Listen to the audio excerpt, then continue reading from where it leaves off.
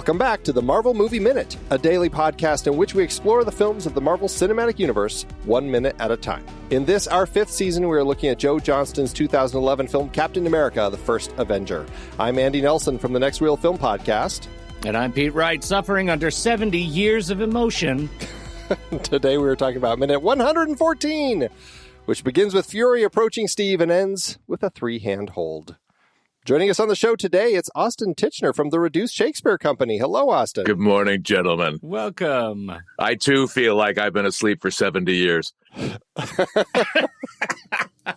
you ever, when you were a kid, or it seemed to be something that when you were a kid, but like, did you ever have one of those like afternoon naps and then your body was just really tired and you didn't realize it and your parents just kind of let you continue sleeping like until the next morning and you wake up and you're like so disoriented? Like, what is going on? You've pretty much just made me realize that my family treats me like a child today.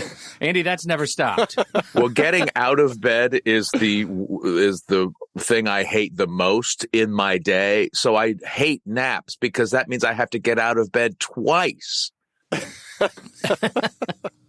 The worst, the absolute worst. I can't imagine doing it after a 70-year nap.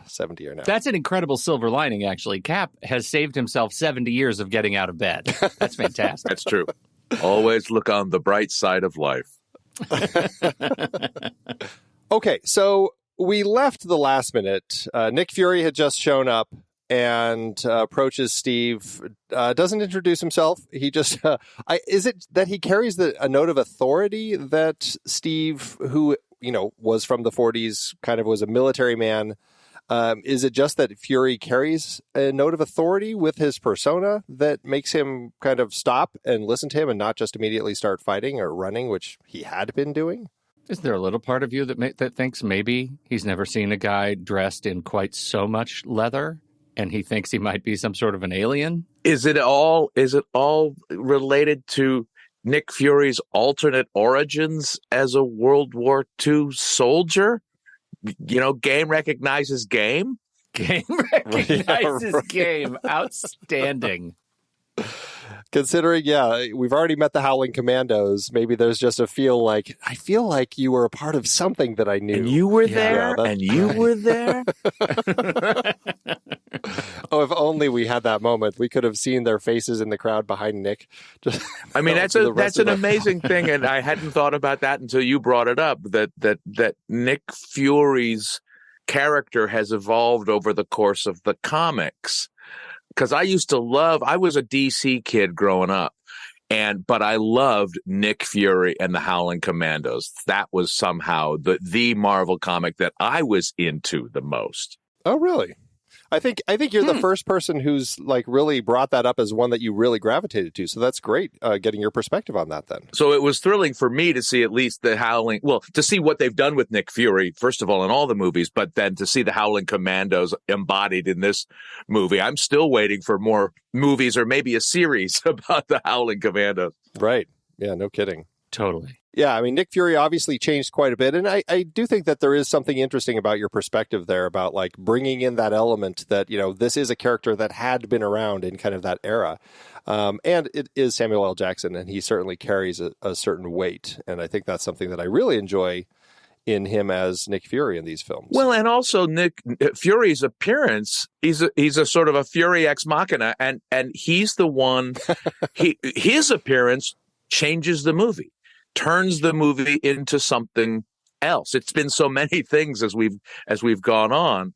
Now it becomes a superhero movie in the final minute, only in the final minute. It's been a coming of age story. It's been a love story. It's been a war movie. It's been a kind of a sci-fi action quest for the MacGuffin movie. And now the musical element. Mm-hmm. Yeah, we see how it's going to be all connected. It is very cool to see that kind of growth with the film. And I mean, it's a shift of the time. Obviously, the film had been taking place in the 40s, and now it's, now we see how this character ties into these present day stories that we had been watching up to this point. And so, that's an interesting shift that we have there. Well, and what better way to demonstrate that from a perspective of production design than setting this right in the center of Times Square. One, what a nightmare working clearance on this particular sequence. But I think when you talk about changing this into a superhero movie and specifically changing this into an Avengers movie, Times Square evokes so much of the color and busyness that we now know as the Avengers tone, the Whedon tone, the whatever we want to call what comes next, and makes for a perfect transitional element into the liminal space that we know we'll have for a couple of years before we actually get the movie. It's great. The color, I think, is a key element too, and I like that you said the busyness, and that definitely it's insane how busy this area feels. Like just looking at all the billboards and the flashing lights and the people and the cars and the tall buildings, like everything just feels like so intense for somebody coming into this who had just been in the 40s and seeing the realities of the time there, to suddenly be thrust into this. It's quite, I can imagine it's a shock to the system, and your perspective of like coming into it, tying it into kind of like that feel of the Avengers. Absolutely. But also I think, this is the first time in the film that we've kind of lost that sepia look that Joe Johnston really loved throughout the entirety of this film. And now we're in this present day period, and that's gone, and now it's just flashing lights and bright colors, and I think that also kind of ties into that superhero feel. It's an interesting look, and I like the way that Johnston plays that. It just carries that shift, which is what we needed for the character. Now, Austin, your background, you may be a Howling Commandos fan, but Shakespeare is certainly kind of your bread and butter, and certainly something that you're involved in quite a bit. In talking about this film, and you've already mentioned some of that, but you were talking a little bit about like the different tones that this film has carried over the course of its runtime, and how that's kind of also something that Shakespeare would play around with, right? Yeah, 100%. It's one of the things I love most about this movie, and I think I liked it more when it came out than many people did, and I like it even more once the Avengers storyline came to an end and you went back to this movie and you see how much is threaded in and just part of the character's DNA from the beginning of his cinematic journey. Shakespeare's plays are categorized broadly as they were in the I'll get slightly nerdy here. They were first collected in an omnibus edition that we know as the First Folio in 1623, almost exactly 400 years ago. And they were categorized, his plays, into comedies, histories, and tragedies.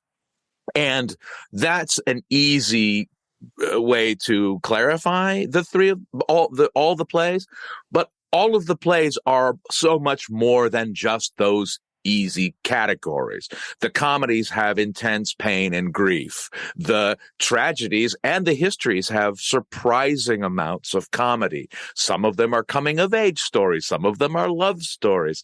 Some of them are adventure. Some of them are farcical. Shakespeare mixed his tones all the time, and I thought this was a very original idea on my part.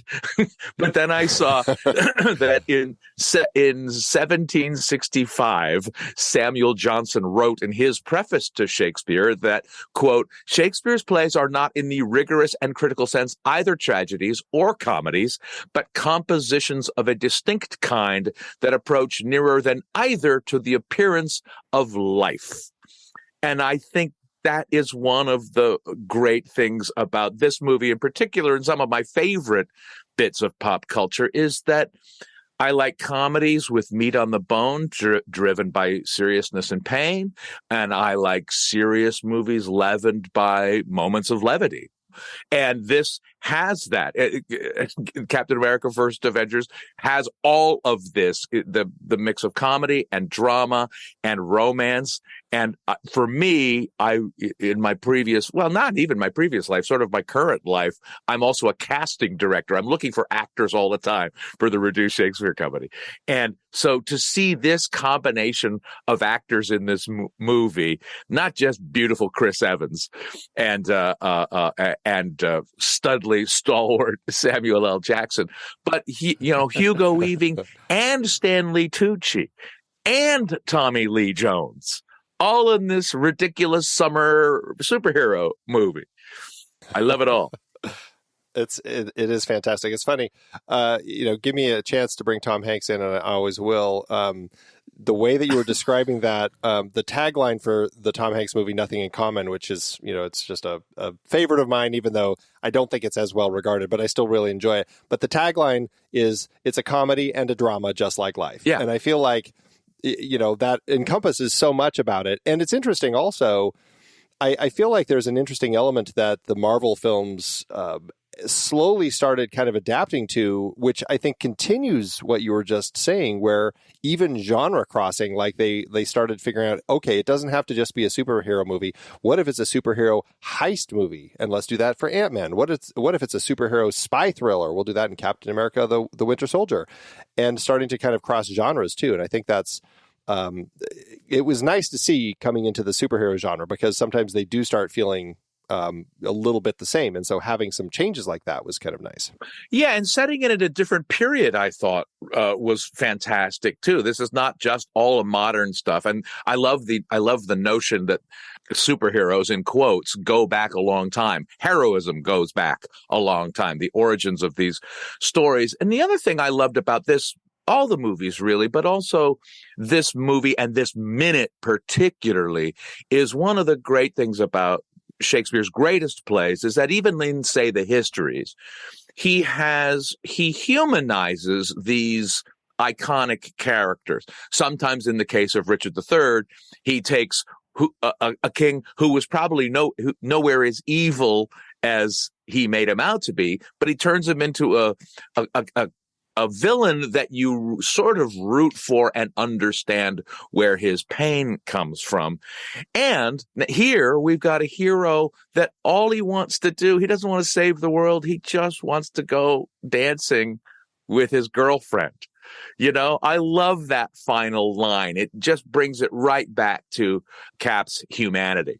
Well, and to your point about, I know I've said this before on the show, but to your point about the overall Cap arc, we can't disregard the fact that not just when the Avengers storyline comes to an end, it's like 18 movies from now, right? It is a very, very long and patient arc to get us back to, I had a date, to get us back to, we get to see a dance. Yeah. That makes this movie that much more rewarding as the first part of this bookend. Well, and two of the greatest payoffs in that movie are that final dance and On Your Left. Yes, absolutely. I mean, there's another Shakespearean trick here that they use, and I don't even know who to credit it to, the writers, Joe Johnston or whatever, but bringing in Fury at the end, it's almost as if Fury is a Shakespearean character called Epilogue.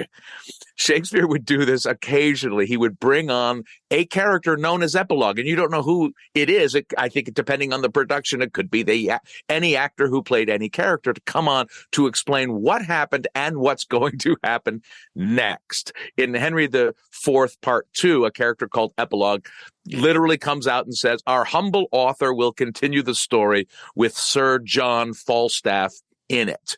Shakespeare promised a sequel, the audience, what was going to happen next. And Fury is absolutely doing that duty here.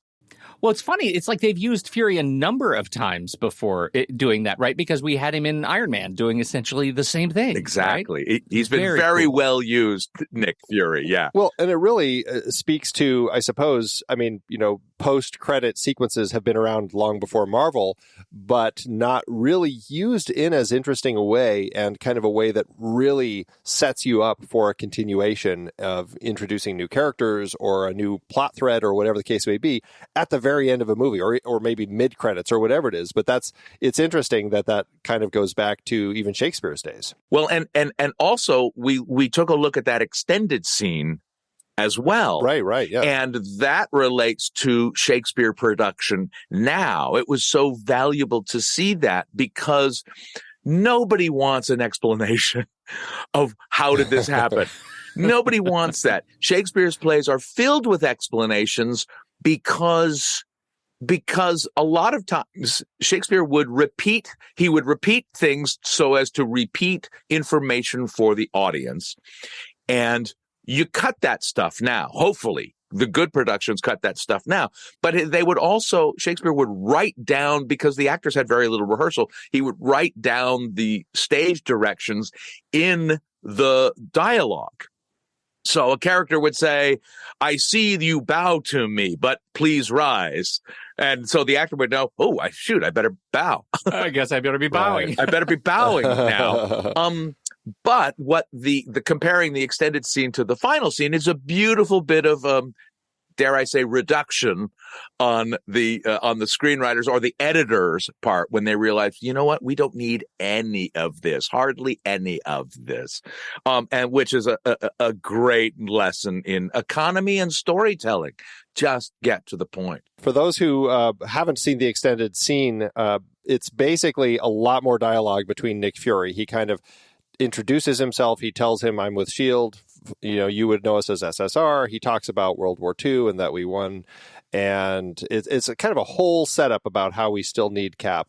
But yeah, I mean, to your point, watching the two of them, it is very interesting. And I suppose there are elements to, we've talked about this a lot with how do these superheroes know how to use their powers without having a training montage or a montage showing us that they've done it. And, you know, what Pete and I have kind of talked about over the course of these shows is that we saw Iron Man do that in the first film. We saw him trying the different suits and figuring out how to use it. And that kind of, to a large extent, became the training montage for so many subsequent superheroes. Like, we know that they go through this process. We just don't necessarily need to see it. It's a shorthand.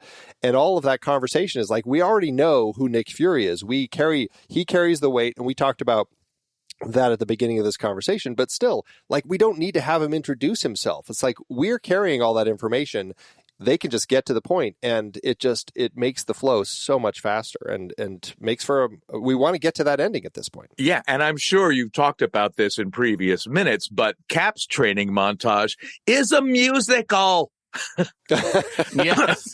And it's phenomenal and funny, and you see the evolution of not only his powers, but his sort of his comfort and confidence on stage as a hero. You see his growth as a hero, which is really funny. And I also love another Shakespearean thing.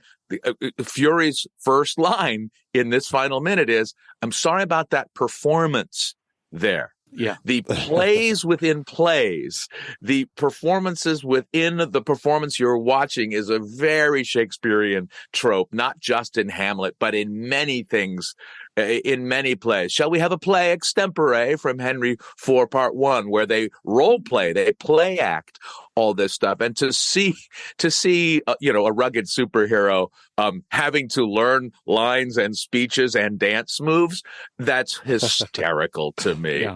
And I love that level of acknowledging that. It just acknowledges that, hey, we're watching a movie, and nobody's pretending we're not watching a movie. Right. We're now going to put a musical montage in this movie. Enjoy. Well, the fact that they've leaned into that joke so repetitively over the years, right? That we've gotten the Thor plays with Matt Damon, and we've gotten that they've come back to that twice, all the way to the Winter Soldier, where we have the actual Avengers musical on Broadway, right? That brings us all back to this moment.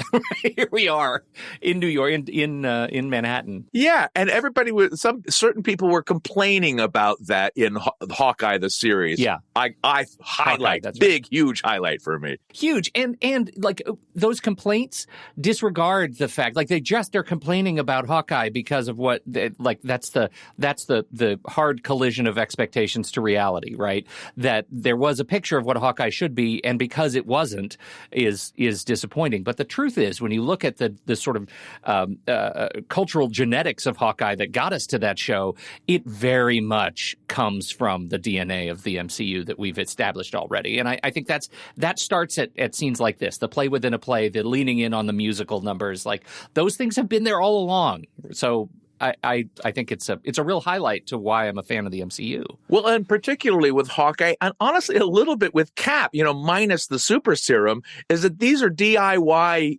heroes.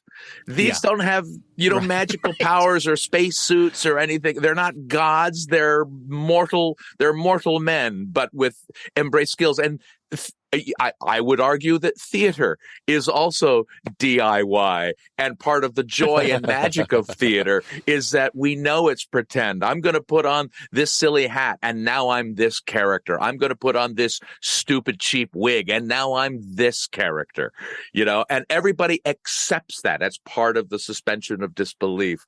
And that it means that actors and audience alike are in on the make-believe, in on the pretend. Love it. Well, that was, I think, a fun element of this film is how Steve he recognized that there were elements of his Captain America persona that worked in general, like as kind of like, instilling fear into enemies or just protecting himself or whatever it is. And when he goes on that very first mission, when he's over in Europe, he takes his stage shield with him and he puts on one of the helmets that one of the dancers wears, and he goes into battle with those elements too. And so, and even like he has the cheeky lines, like when the Howling Commandos first meet him, they're like, "Can you do this alone?" He's like, "I've punched Hitler over 500 or 200 times," or whatever it is.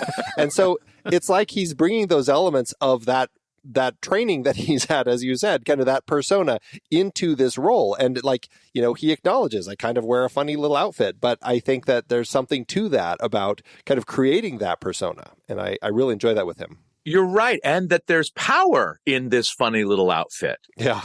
It's ridiculous, and you may feel stupid the first time you put it on, but it means something. People recognize something in that. And thank goodness, I think this movie also sets up perfectly Steve's innate goodness. Very much. Yeah. Right. And his, I was about to call it naivete, but it's not naivete. It's just, he's a good man. Yeah. And that shows through, and he knows what works. He's not trying to befuddle people. He's tried to use his own goodness to bring out the goodness in others. Well, this gets to another point on theater, which I think is really important and possibly a dig at coming Marvel movies.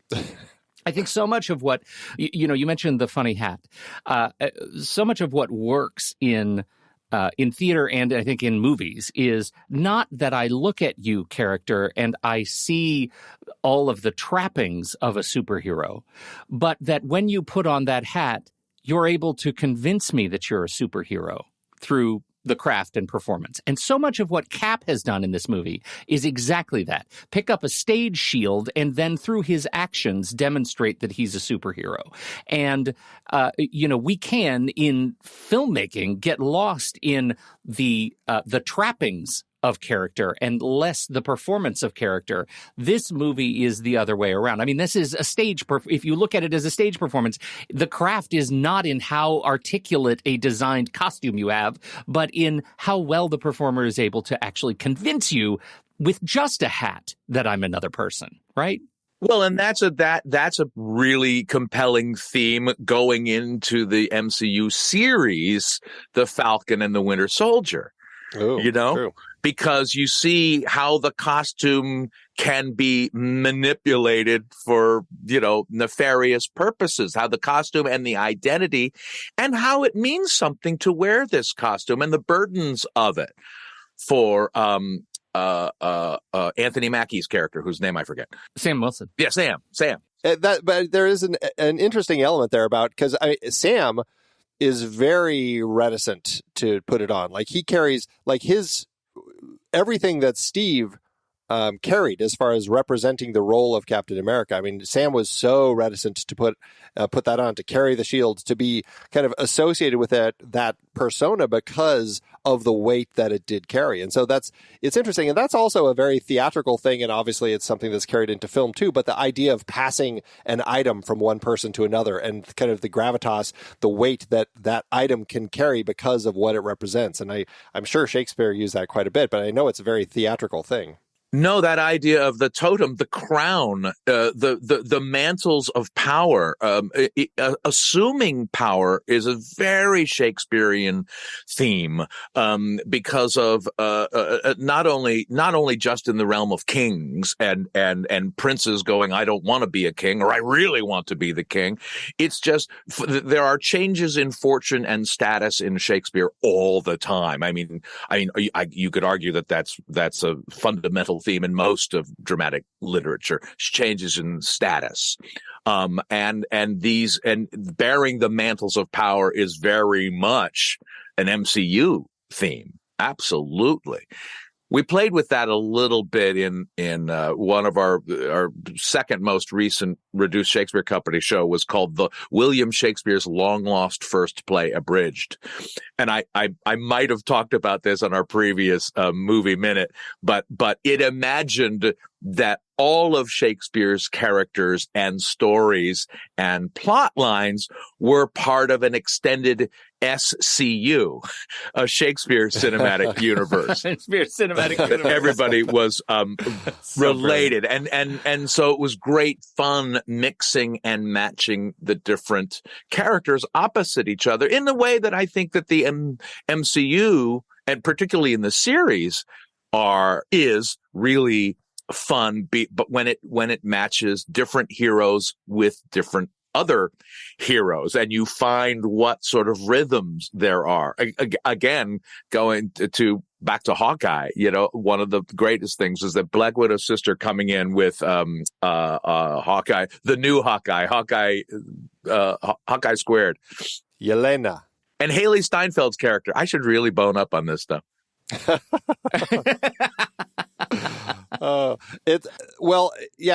There's definitely a comic book thing too, not just the films, but that's something that I think Marvel and I'm sure DC and a lot of these comic books have played with many times over the years, of crossing those different characters into each other's stories and seeing how they end up conflicting or relating, and can they get along, or are they going to fight? And I mean, we've seen the films, we've seen it in many comic books. It's I don't know, I think it's almost more common in comics now than it has been. Probably. But, it's an interesting element that we see, and obviously that whole idea of team ups is an important thing. Well, and I know I said this the last time. I'm pretty sure I did, but to repeat it for people who didn't hear it is that one reason that I do love the MCU is that it is corporate storytelling at its highest level.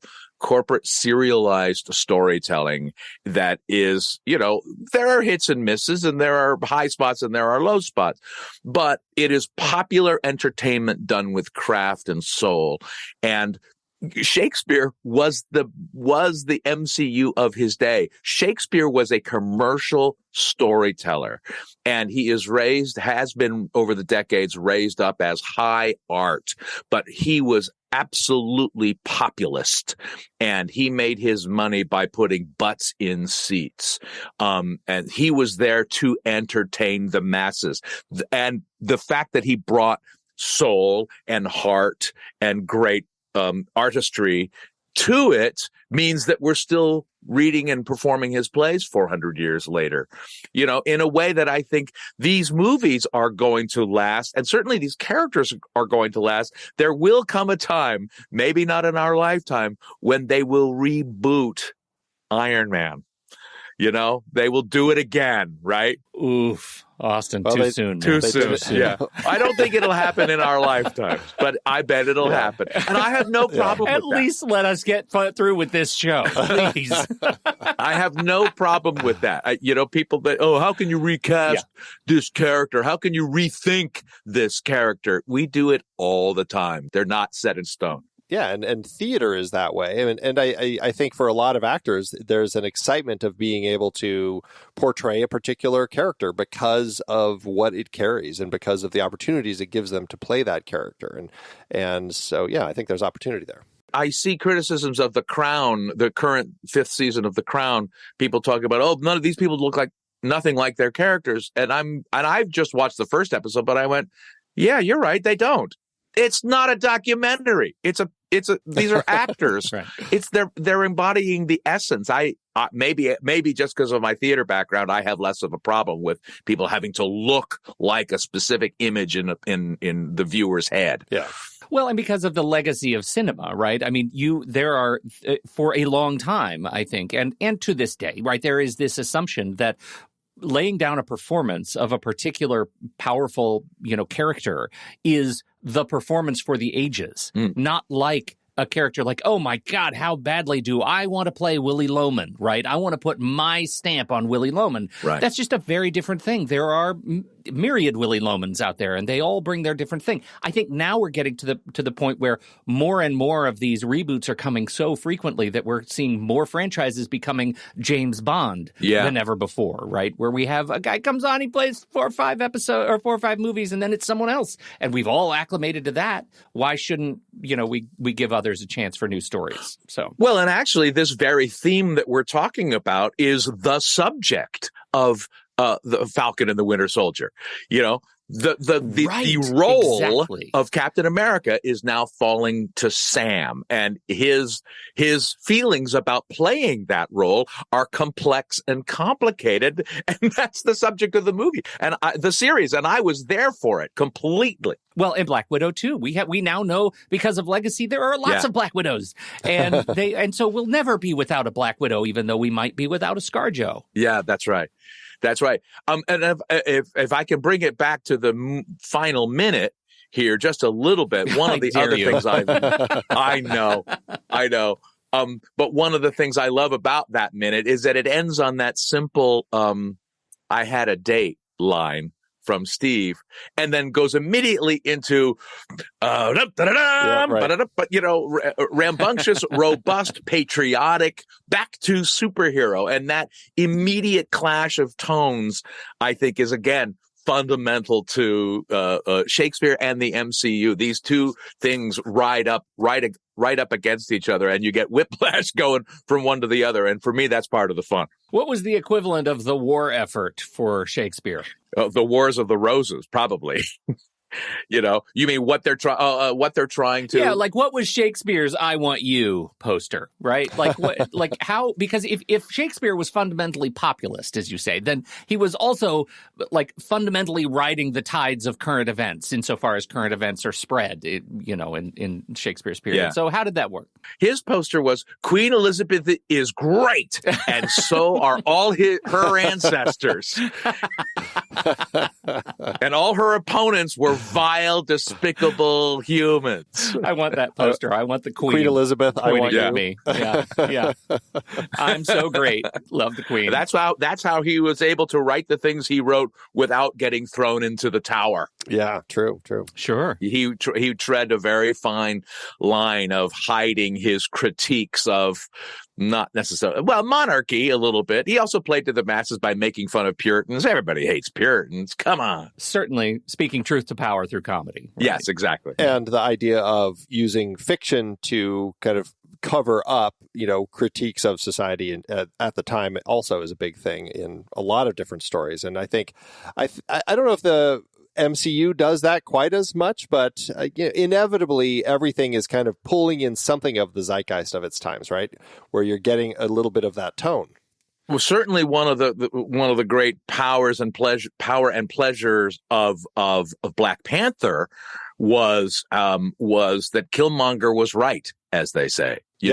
When your villain has a great point, and apparently I haven't seen Wakanda Forever yet, but apparently the villain in that one also has a great point. They're talking about serious issues in a superhero movie, not just serious issues, real issues, important issues within the context of a superhero, which is also the greatest aspect of science fiction, is that you can talk about the modern day by setting it in the future.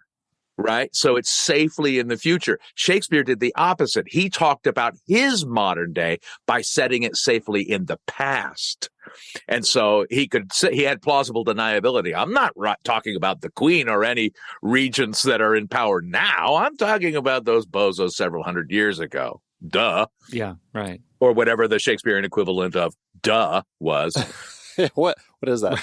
Well, and this movie so effectively grounds us in at least allows us to question what this fundamental sort of genetic inspiration toward patriotism is. What is a patriot, right? Yeah. And in this movie, we have the war effort. And so, we get to have those feelings. But the fact that the next Captain America film takes us directly into amplification of the modern war and have some serious questions over the power and authority of government and government overreach and spying and all those kinds of things is exactly that. Like, we know now, like just watching that movie, that it feels like the present, but it's not our present, but it's present adjacent. Yeah. And we get to make some commentary. So without this movie, that movie doesn't have the resonance of 100%. Yeah, 100%.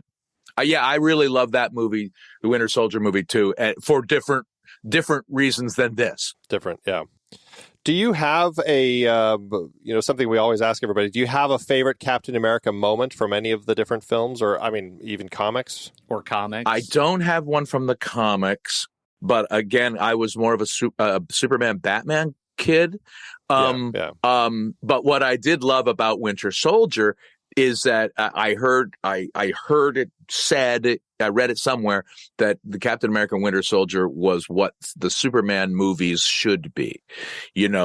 Talking about how does an innately good person navigate a complicated world where even people on your side are maybe not the best humans.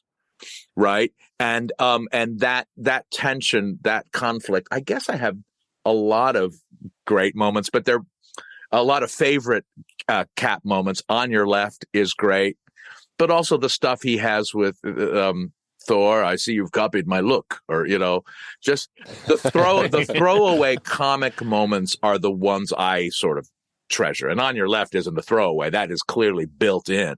Yeah. But it's that attention to storytelling detail I really love. And Chris Evans generally plays goodness in a way that is appealing and not boring. Which is, I would imagine, hard to do, because trying to just be a good person, I think that's kind of the superhero or the Superman concern, is that this character is just so innately good that he's kind of a bore and there's not really much exciting about him. And that is, I think they managed well enough in the movies. And, I think Christopher Reeve carried a certain presence that was enjoyable. But yeah, I think yes, Chris Evans brings kind of that comedy to it. And I think also has allowed that sense of playing out of time a little bit that has also kind of helped that character. For sure. 100%.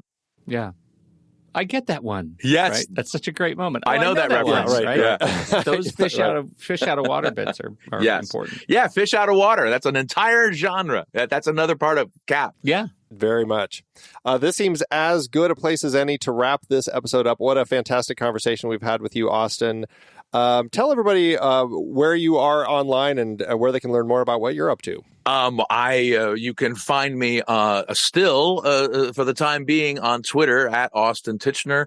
I'm on Instagram too. I'm on all the social media platforms funded and run by billionaires. Outstanding. At least we know where the line is drawn for you. Yes, that's right. I have no list. Yeah, right. Yeah, I have no line. Right. Clearly. I also have my own website, Reduced Shakespeare Company's website, reducedshakespeare.com. I teach Shakespeare. I've got a bunch of plays published. I've written Pop-Up Shakespeare, which is a fantastically handsome book, and I had nothing to do with its handsomeness because I'm not the artist. I'm just one of the writers. But it's really a fun reference book for children, as they say, of all ages. You can also find me on my personal website, theshakespeareans.com. Well, we certainly appreciate having a conversation with you about this, taking some time out of your day. It's been a thrill. We definitely appreciate it. Thank you, guys. It's always fun to talk to you, and I hope I have enough to say for some of your future movies. Hear, hear. Well, that's it for today. We'll be back tomorrow with Minute 115, talking some more of the credits with another guest. So until then, thanks as always, Pete. Tomorrow we haveth a date. Well played, sir. No, nothing. My Shakespeare doesn't. Well played. Okay. Well, there's always tomorrow. And tomorrow. And tomorrow. And tomorrow. And tomorrow. Oh, victory. Until next time, true believers.